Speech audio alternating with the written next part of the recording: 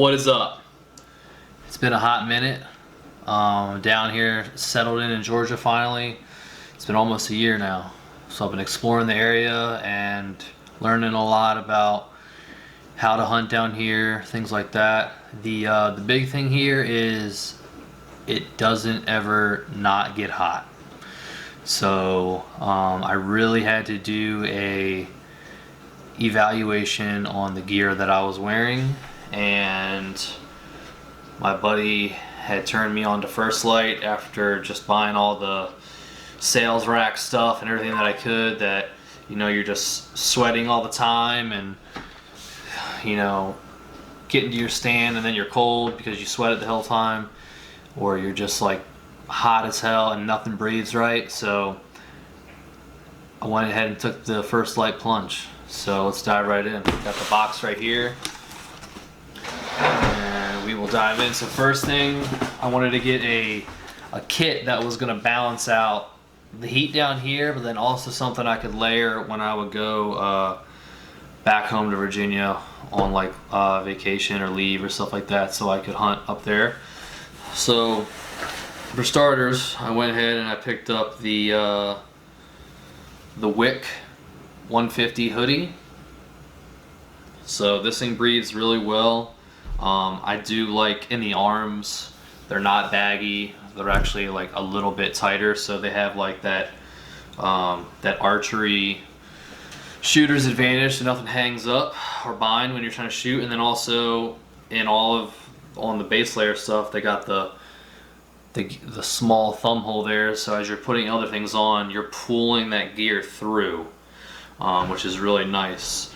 And then this is all of the new Spectre camo, I believe it is. So I'll be primarily focusing on whitetails this year with this Arrow Wool Ultralight 150. I'm curious to see how it handles, because last year for the opener and for the good part of the first half archery season, it was well into the 80s or higher, and it's pretty miserable being in a swamp. So you're going through 2 thermocells a day, and then also trying to stay concealed and covered to get bugs off you and not let the deer see you, but also to breathe. So the next thing I went with was the new Merino Pants. These do come with the suspenders.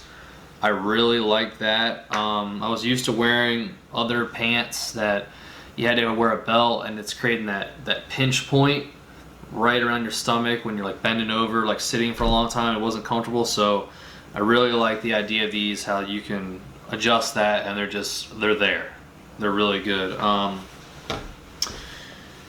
It seems like you would think the Merino is not like the Wick hoodie, which is good. This is a very soft, I wouldn't be trying to go through briars and things like that with this on.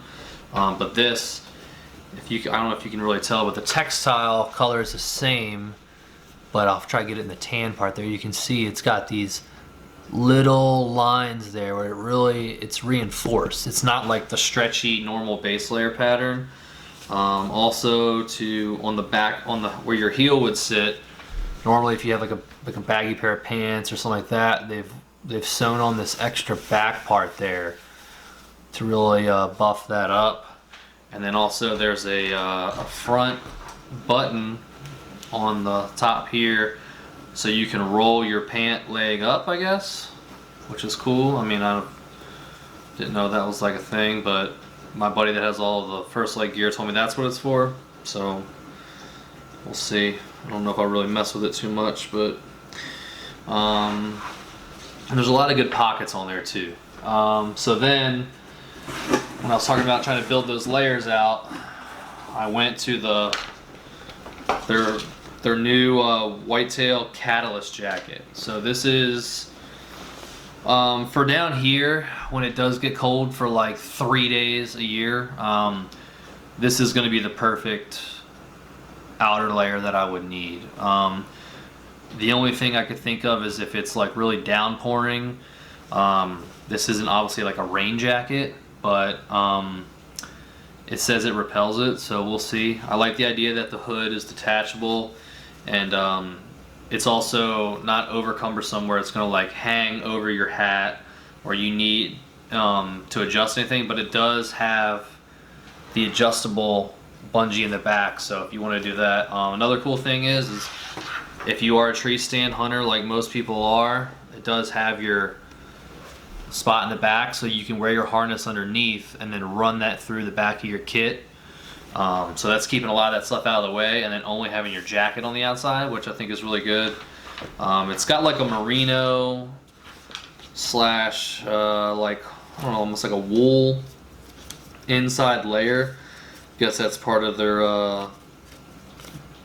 really like thin level design, but it's got that kit link system, so every time you'll see on the pockets here, these side pockets, as you're sitting in the stand, go in, and then that's gonna also, if you had like the bibs or another underlayer or another outer layer on top of that, all those connect into each other, so you can stick your hands in there and keep them warm. These also have, this jacket is like very tapered on the sleeves, which is good, so it's giving you that shooter profile of like not having the baggy arms and stuff like some of the other jackets that are out there. So I mean, this is very well thought through. You got your bungee gussets there, so you can adjust it around your waist. So if you're getting cold air or something blowing up your back, you can adjust that. And then it's also got it's got two of your, or actually, I don't know if it's got two. Yeah, I believe it does.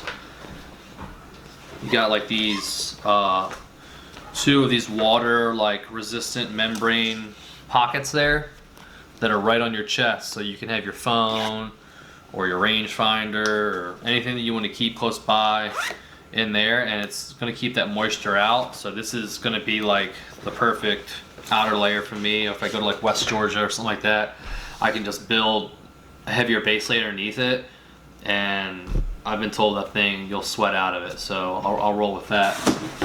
The other thing I went with too was obviously if it ever does get cold down here, but just the basic merino beanie. So this is something that you could wear even if it is a little warm. It's gonna allow your head to breathe but keep you concealed.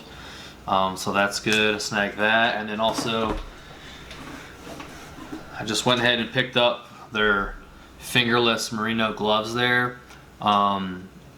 These may be a little bit too warm for down here, but at least if they get wet, they say they dry really quickly.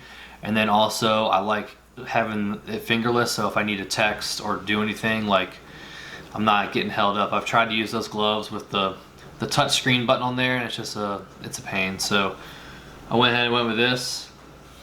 So this year too, like I'm switching everything over to the saddle setup, so I wanted something that was going to be lighter, breathable, and more comfortable for the season. So this all should do well. I've ran it a little bit in the backyard.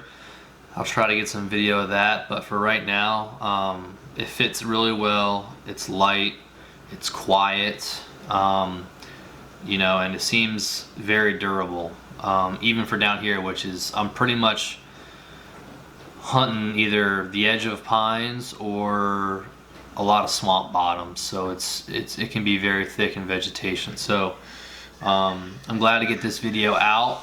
I'll be doing another video this week too. I'll be going through my whole bow setup, showing you guys what I'm doing for the season, as I'm fully dedicating this season to archery only.